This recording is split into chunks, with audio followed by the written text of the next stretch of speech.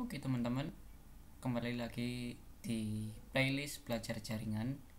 Eh, yang sebelumnya kita telah membahas mengenai transport dan application layer atau transport pada layer teratas ya, di mana layer tersebut transport berada di layer 5 atau 4 ya, 4 sama application layer berada di transport ke 5. Ini yang versi TCP/IP.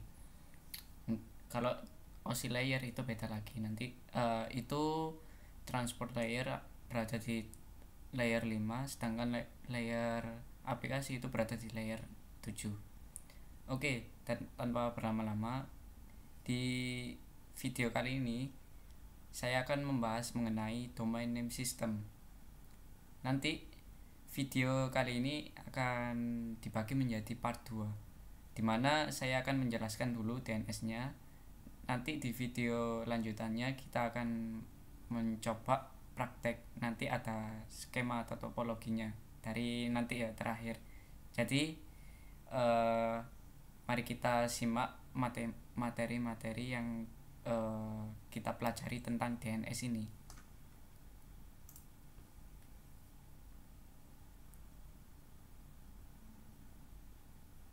Oke, DNS. Jadi tujuannya kita belajar DNS itu kan udah saya beritahu kan dari video yang pertama, bagaimana perangkat bisa berkomunikasi dengan lainnya. Tapi di kasus kali ini dia menggunakan nama. Nah, disinilah kita menggunakan domain name system. Nah, kita lihat dari video sama kita lihat dari gambar presentasi ini. Nah, di sini itu ada behind the scene dari DNS atau cara kerja dari DNS-nya sendiri. Jadi yang kita ketahui itu adalah dua perangkat. Jadi satu perangkat mau ngeping ke perangkat lain dengan menggunakan nama, dengan contoh ping.debian.org. Nah, si servernya atau perangkat lain lah yang memiliki host ini, dia nge-reply dari hasil request dari IP source-nya.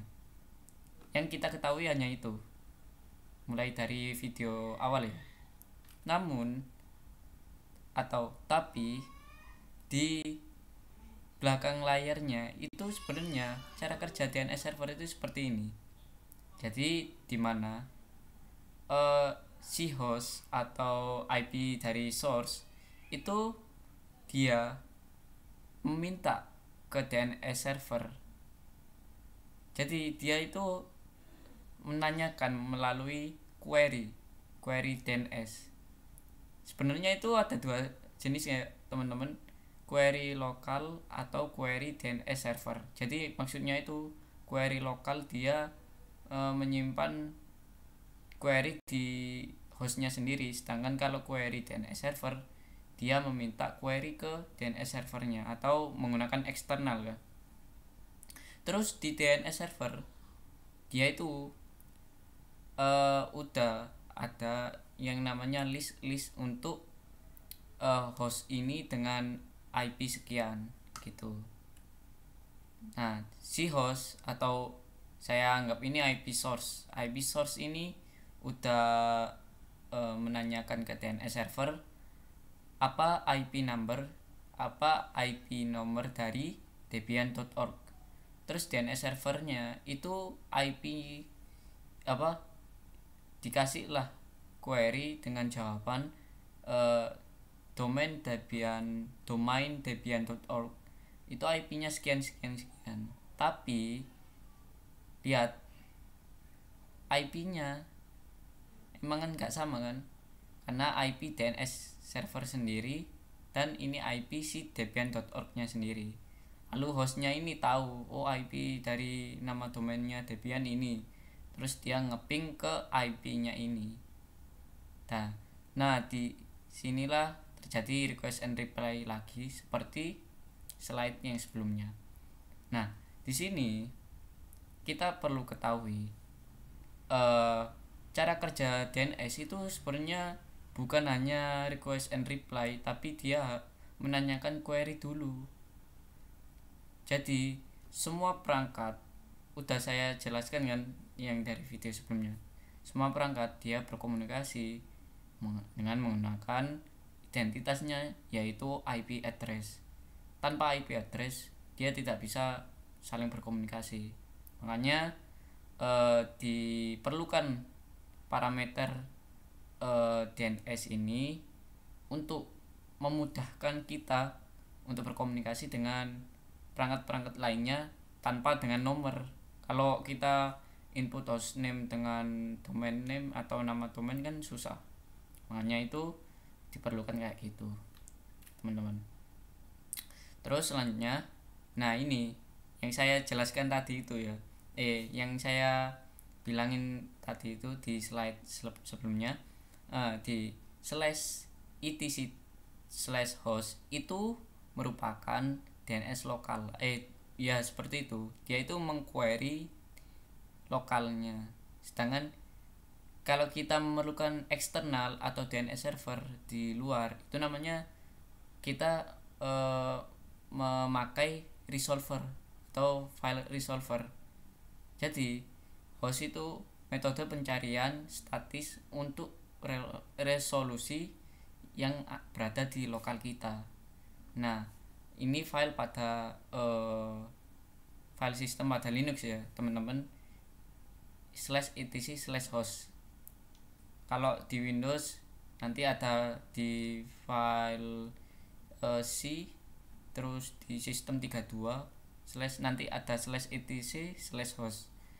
Untuk resolver itu sebenarnya hampir sama, cuma dia yang menentukan name server untuk pencarian resolver dengan menggunakan protokol DNS. Maksudnya itu resolver dia menunjukkan servernya itu berada di mana. Nah, di servernya sendiri dia yang memiliki nanti ada list untuk domain sama IP address yang kita mau berkomunikasi. Terus, nah ini contoh yang untuk /etc/host.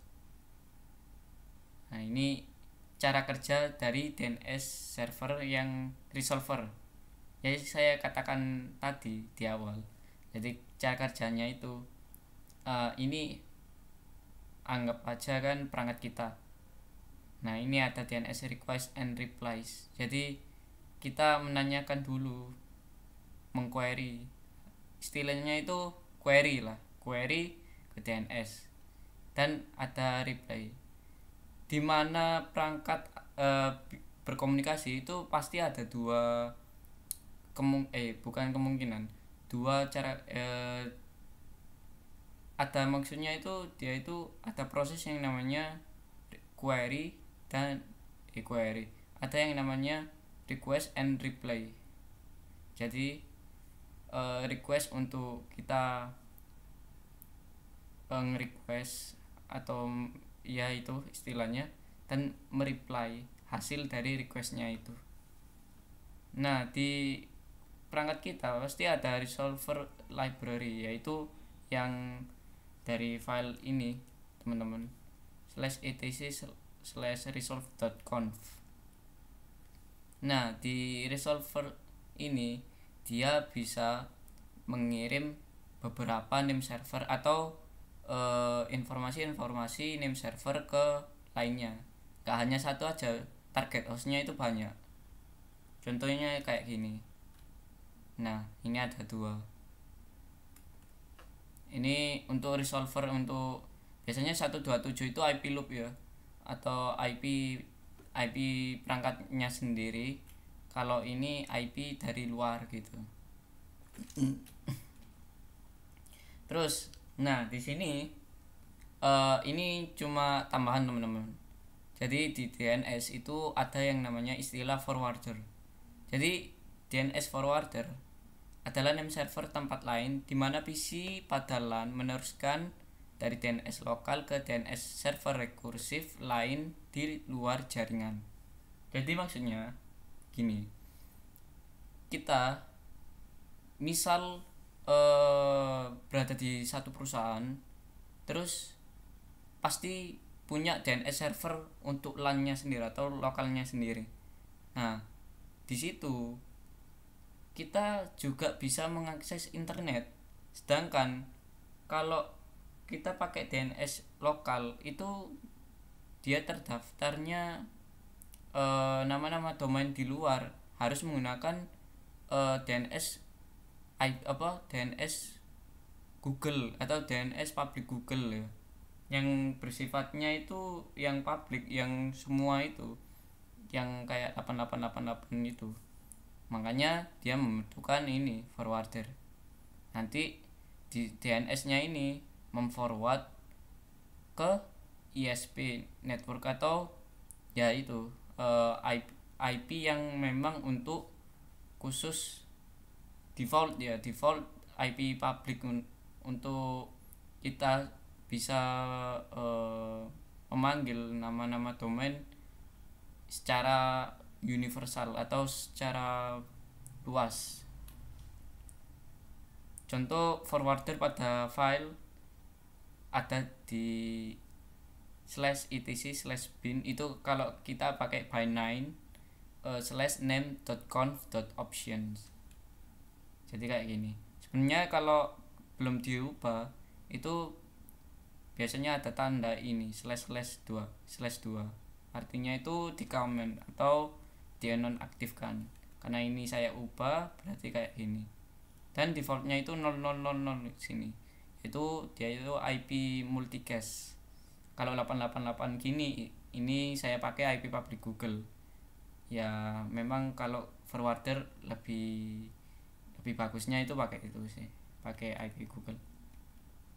Nah, di video selanjutnya kita akan mensimulasikan atau mendemonstrasikan menggunakan VirtualBox sama seperti video sebelumnya yang mengenai routing. Tapi di sini nantinya saya akan VM1 ini ya, nanti bisa ping ke VM2 menggunakan abcd.com dengan DNS servernya di sini. Kan sebelumnya ini namanya VM router. Oke. Sekian dari video kali ini, semoga bermanfaat bagi teman-teman. Jangan lupa like, comment, dan subscribe untuk